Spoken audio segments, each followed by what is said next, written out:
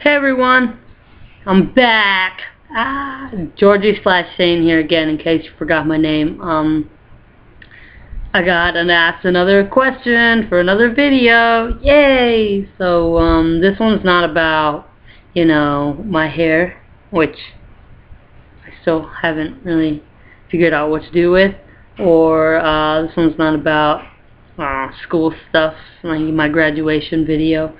This video is about a serious topic that was brought to my attention by a former friend of mine, and a person I have a lot in common with. And she didn't really ask a question, but she wrote a beautiful paragraph. Her name is Caroline Mercer, and so I'm going to read the paragraph, and I'm going to address the topic. So here it is.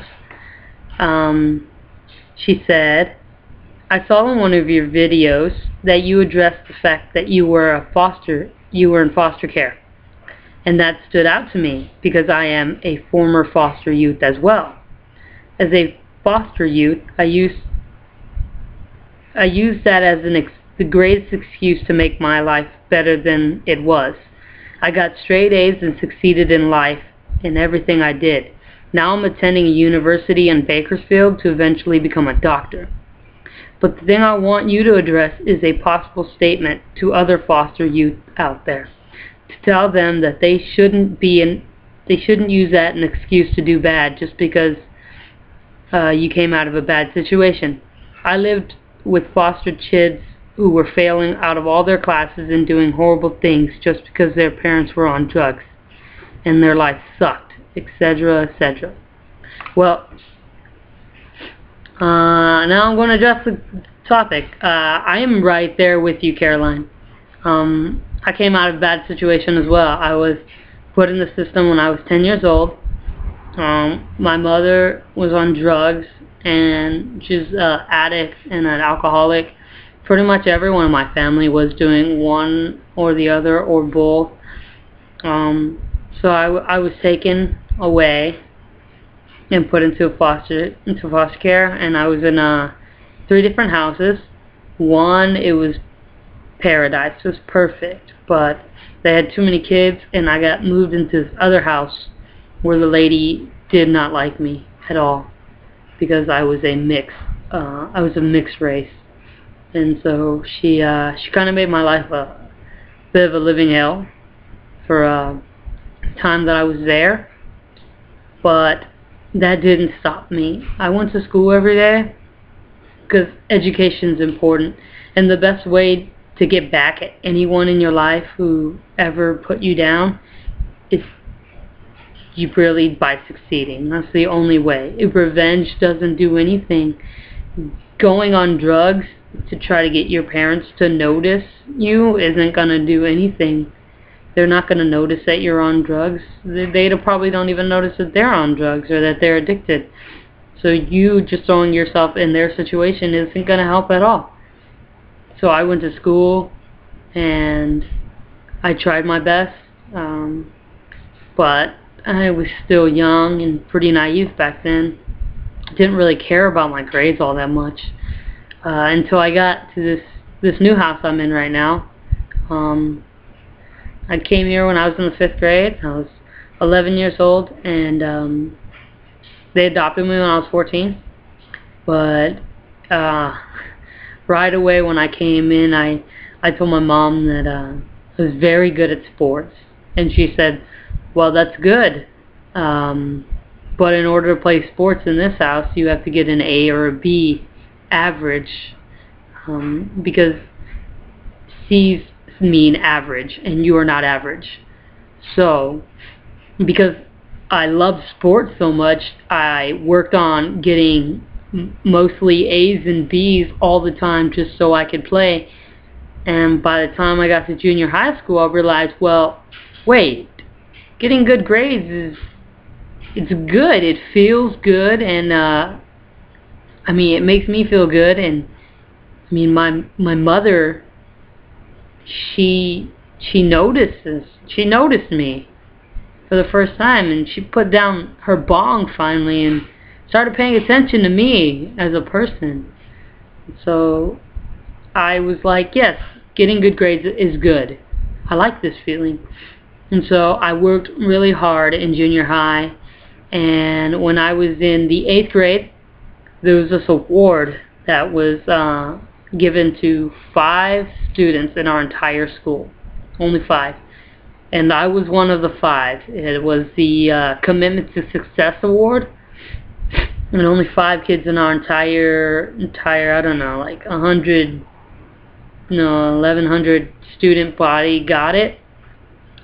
I also got like Fairness Award, all these other awards I got, basketball, sports, but that award that was awarded to only 5 kids in the entire school meant more to me than any other award I ever got.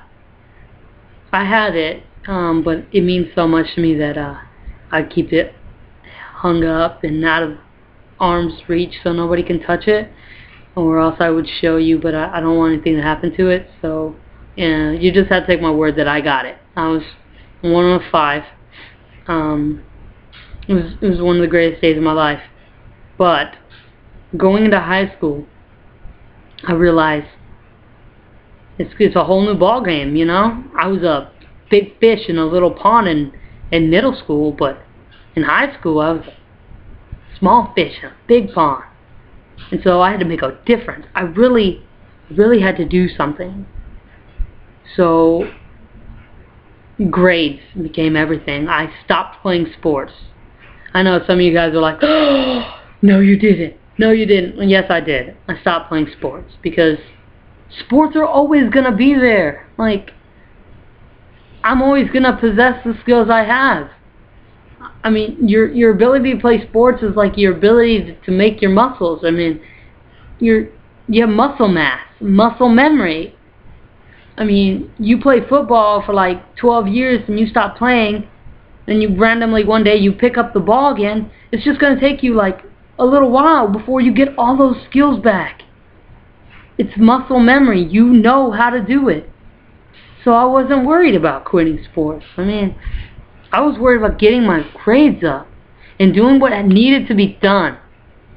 Because around that time, something else happened. I realized that I was a lesbian. And I loved my foster parents so much. By this time, they were my parents, my real parents.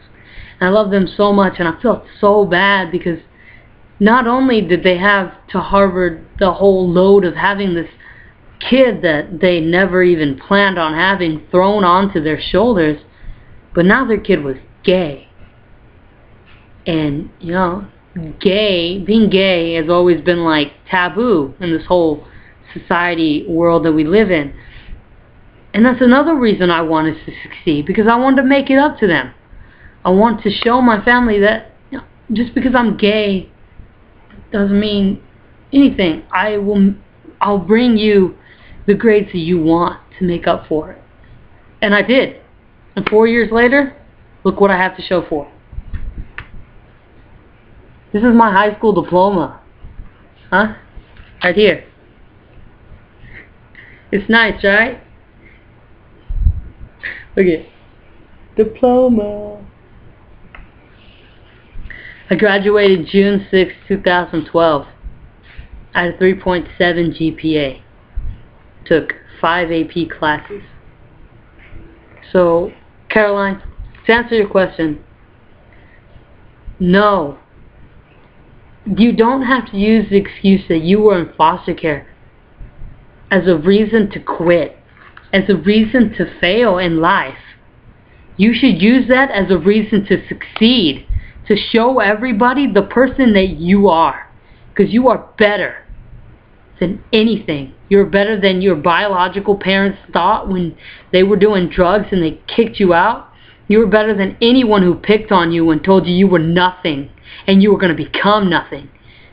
What you need to do is harbor all those feelings that you have and point them, focus them on towards something that you believe in, something that's important to you.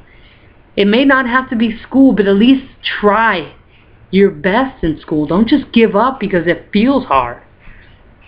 always gonna be hard, but you still gotta do it, guys. Because in life is gonna always throw things at you. But all you gotta remember is it does get better. I promise you. It gets better for foster children. It gets better for gay kids. It gets better for fat kids. Anyone who's ever been bullied or is in any type of situation that's dark, it gets better. This should be living proof to all my foster youth, all my former foster youth buddies. This should be proof to you that it is possible to succeed. This is my high school diploma. I earned it. And now you should go out there and get your own. So thank you, Caroline, for bringing this topic into view, into light, and to my attention. I appreciate it so much, and I really hope that I addressed it to your liking. I wish you luck in becoming a doctor. I know you'll be great. And now I'm gonna go because I feel like I've taken up a lot of time and made my point in this video. So that's it for now, guys. Comment, subscribe, blog, video, chat, message, ask me questions, and I'll answer them. Pretty much it. Like always, I make a video whenever you ask me a question. So until then, see you guys. Bye.